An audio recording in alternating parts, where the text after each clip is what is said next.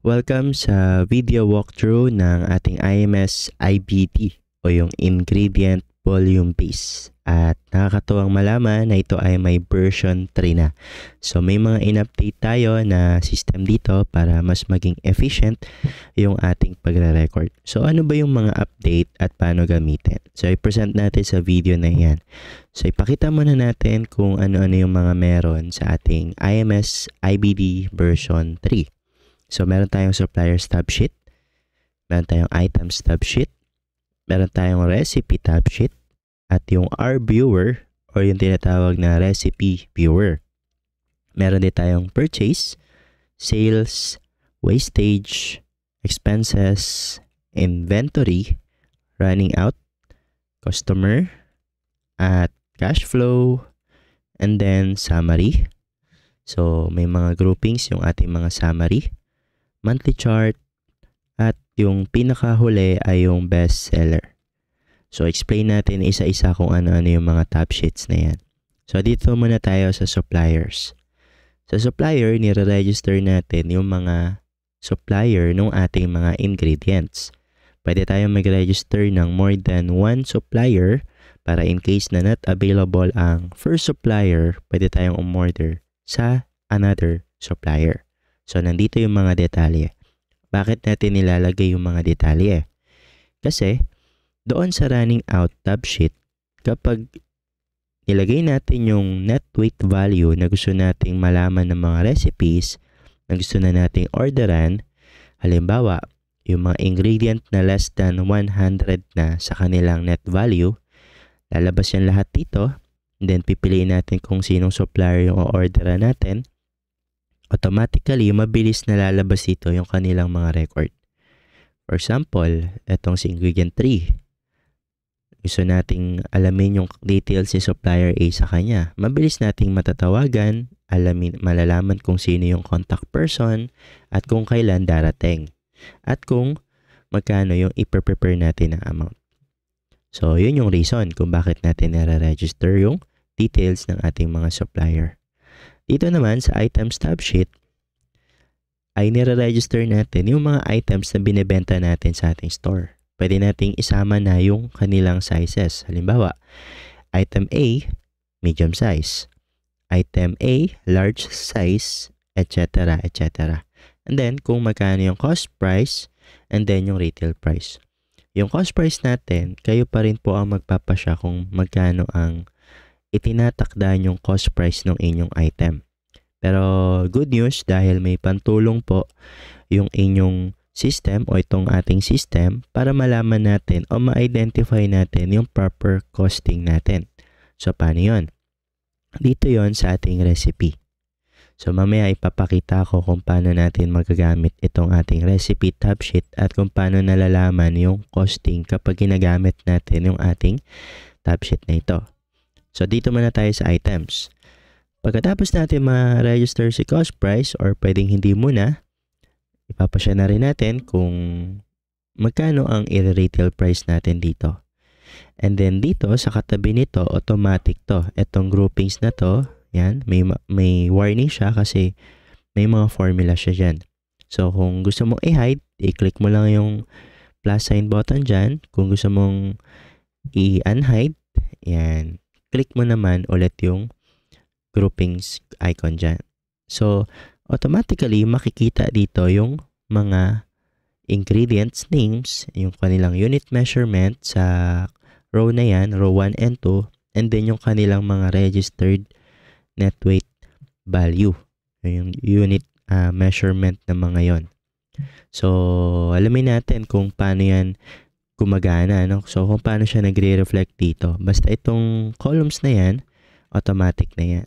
So, unlike dun sa older version natin na version 2, manually natin nire-register isa-isa per row. Nire-register natin yung mga net weight ng mga items natin isa-isa. Pero dito, mas pinasimple at mas pinagaan.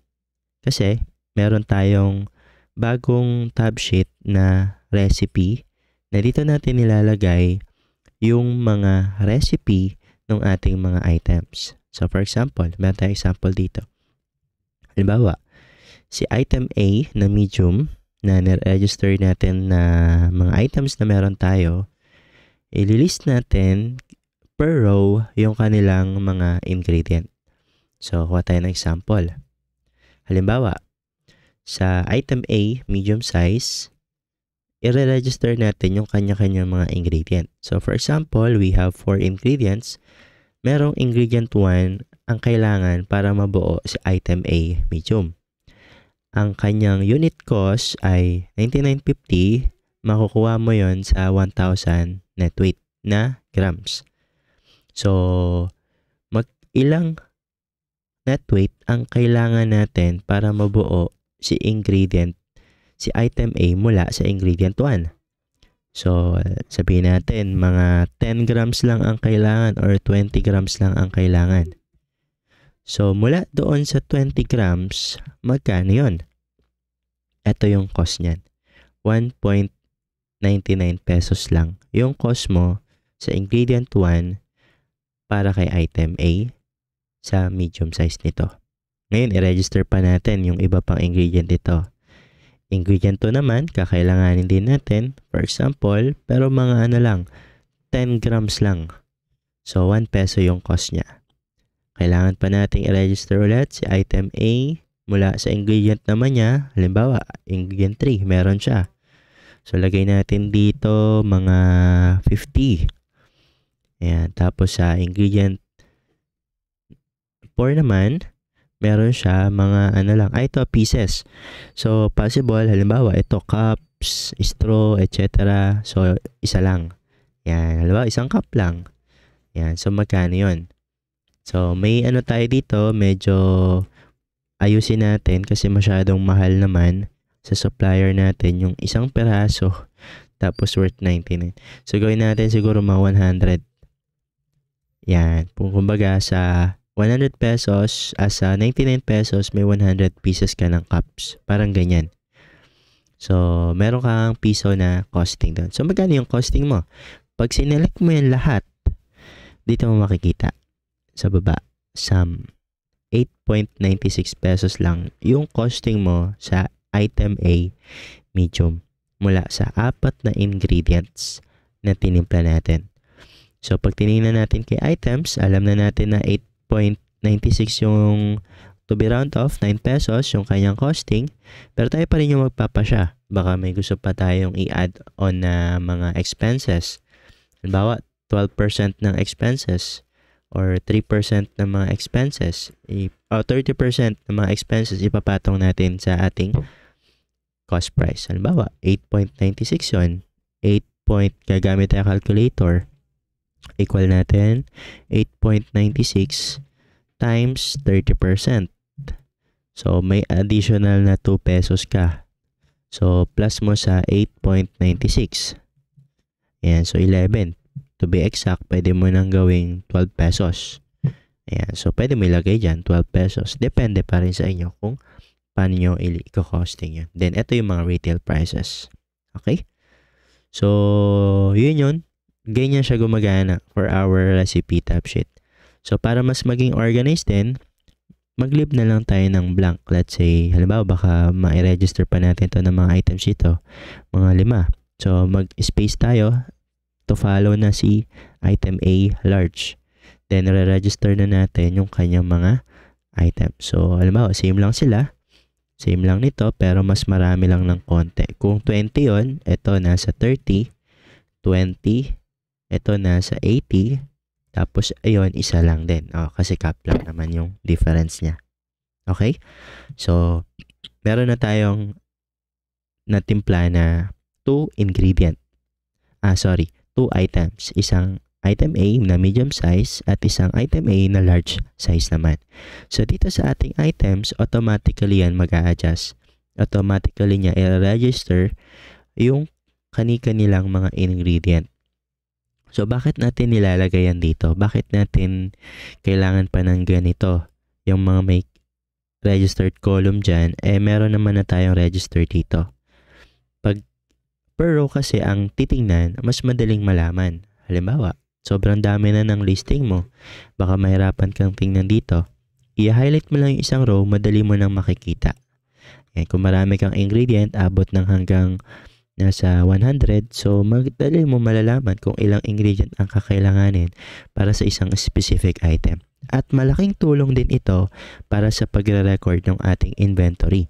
Kasi once na may bumili ng isang specific na item, sa row mag-a-adjust yung ating pagbawas ng mga ingredient. Hindi per sa row na yun, no? Hindi yung parang ganito na ganyan yung pagbawas niya. Medyo mahirap yun sa pagmo-monitor na pa ganyan pa vertical, kundi puro para horizontal, no? Okay. So, dito naman sa sunod natin yung R-Viewer, ano naman yung gamit nito? Yung ating R-Viewer ay malaking tulong kapag gusto natin na malaman kung ano-ano yung mga item na gusto nating bigyan ulit or bilhan ng panibagong stocks. So, mga item mismo.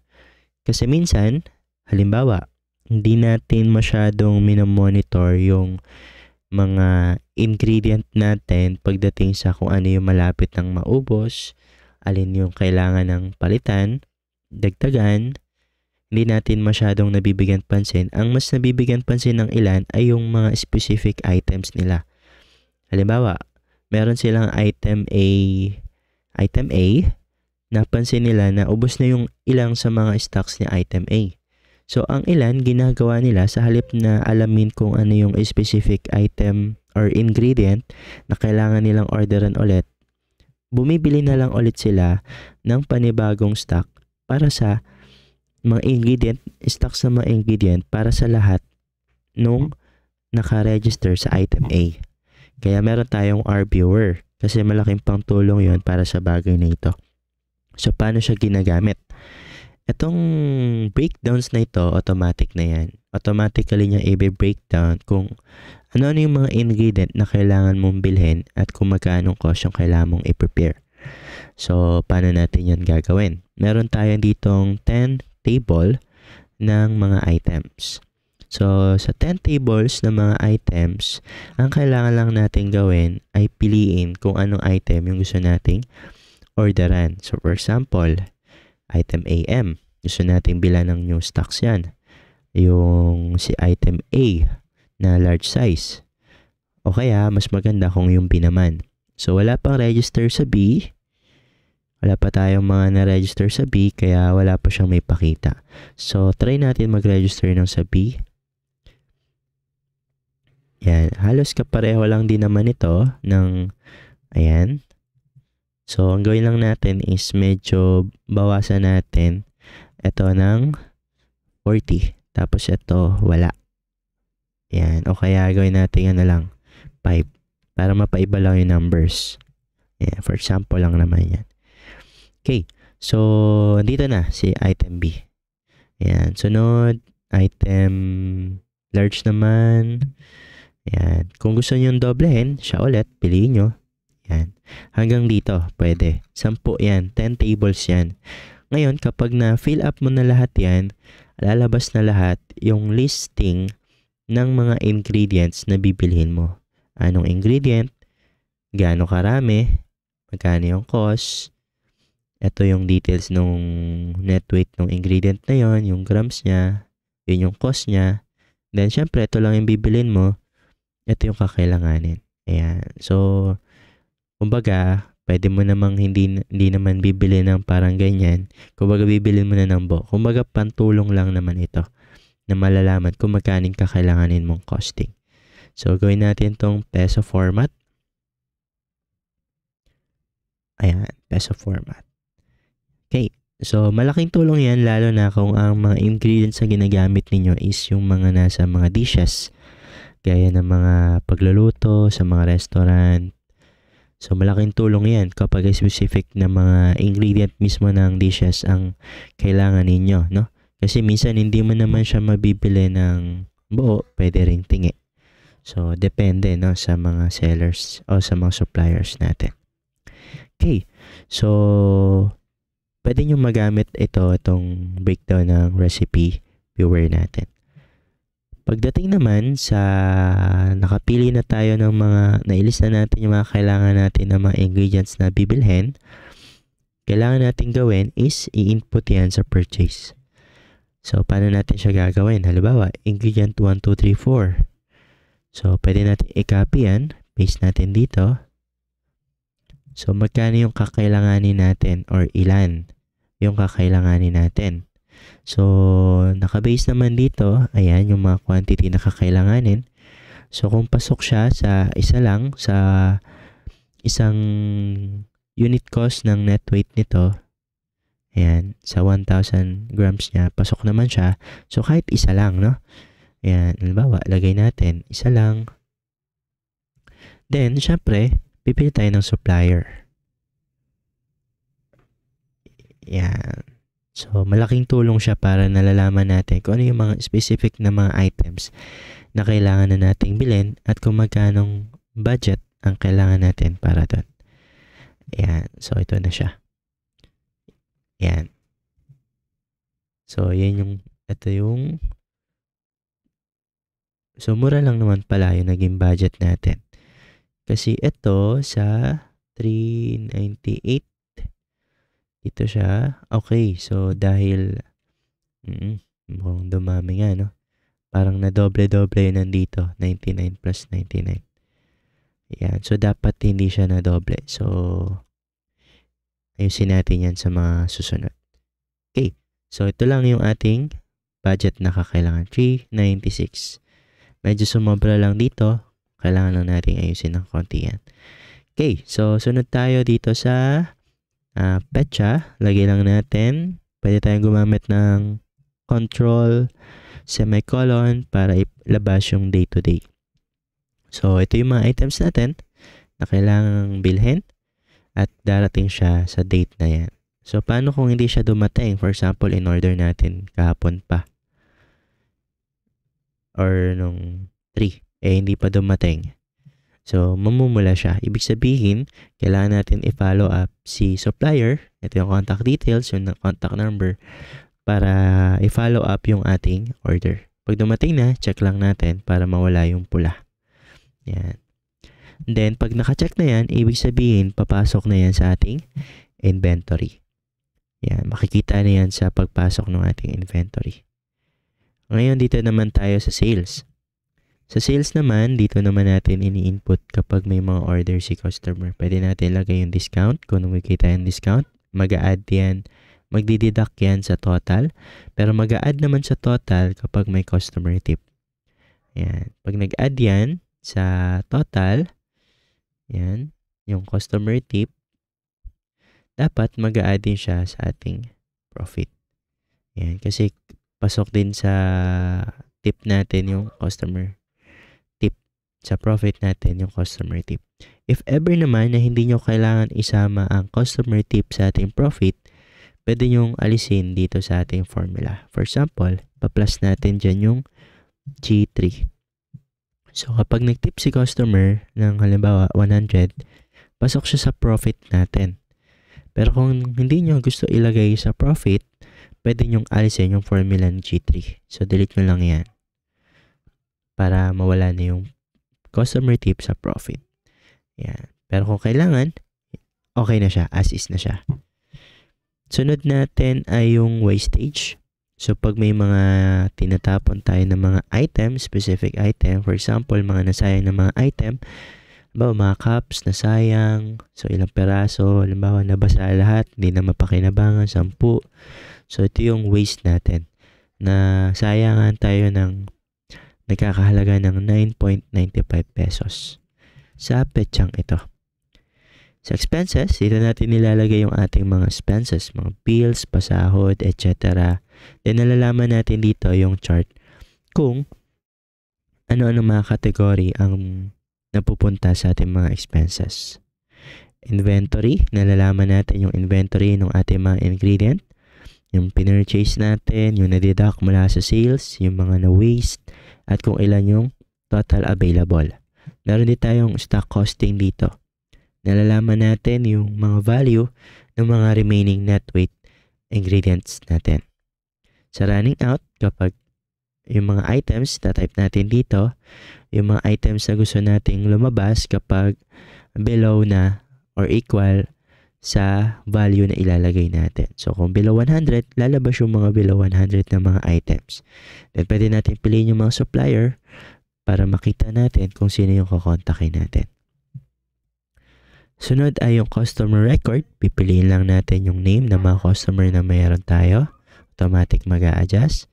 At kapag gusto natin within the specific range, double click lang natin to para pumili ng date. I-clear lang kapag hindi natin kailangan yung specific date. Sunod ay yung cash flow. So sa cash flow, dito natin nalalaman kung magkano yung pinaka-balanse na meron na tayong cash as of now. So, dito kasi natin nalalaman kung paano tumatakbo yung ating funds. For example, pwede natin ilagay dito yung ating investment. Sa investment, pwede tayong maglagay ng specific date sa note para malaman natin kung kailan natin in-invest ito. Kasi itong mga dates na to, automatic yan lumalabas based sa mga records ng mga ito. So, kung hindi siya pasok sa date na yon, pwede nyo lagyan na lang ng note for specific date. So, for example, we invested 10,000. And sa purchase, ito yung mga cost niyan. Ito yung sa mga date na yan. Ito yung mga ginastos natin. Ito na yung mga kinita natin. May nasayang tayo. At yung mga expenses natin, magkano na yung actual cash natin. So, ito yun. Yung nasa dulo. Pwede rin ito, tignan nyo yung nasa taas. So, ang actual cash natin is 7,490. So, nabawasan pa yung ating initial investment. So, usually, dahil starting pa lang ito, kaya ganyan yung ating record. So, kapag marami-rami na rin yung record niyo, malalaman nyo kung profiting ba kayo or hindi. Sa summary, medyo nagbago tayo ng style mula dun sa style ni previous version 2. Medyo kakaiba na siya kasi kung mapapansin nyo, sa version 2, medyo pa-horizontal yung itsura niya. Ngayon, parang pabaksak na. So, bakit ganon? Para mas madali makita natin yung mga summary naman ng ating mga record sa purchase, sales, and expenses. So, paano yan gamitin? So, una muna, dito sa overall summary, lahat ng mga record natin dito na lalabas, regardless sa date. Pero sa filter summary, lalabas yung mga details ng mga purchase, sales, profit, wastage, expenses based sa specific date range na binigay natin. So, pipili lang natin yung starting date at yung ending date. Ngayon, kapag nakapili na tayo ng date ranges natin, dito sa purchase, automatic din lalabas yung mga record natin sa specific date range. So, ito yan. Labas yan dyan. So, madali nang makita, madali ding i-hide. Hide and hide. So, kung si sales ang gusto mong piliin, pindutin mo lang si sales. Kung si expenses, yan, madaling i-hide, madaling i-unhide. So, kung gusto mo lahat makita, unhide mo lang siya. Pero kung, syempre, gusto natin minimalist, madaling makita, yan, unhide lang natin sila. Or i-hide pala. Pag i-unhide, pag gusto natin makita.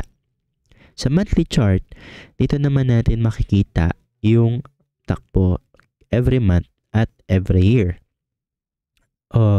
Every month or every week.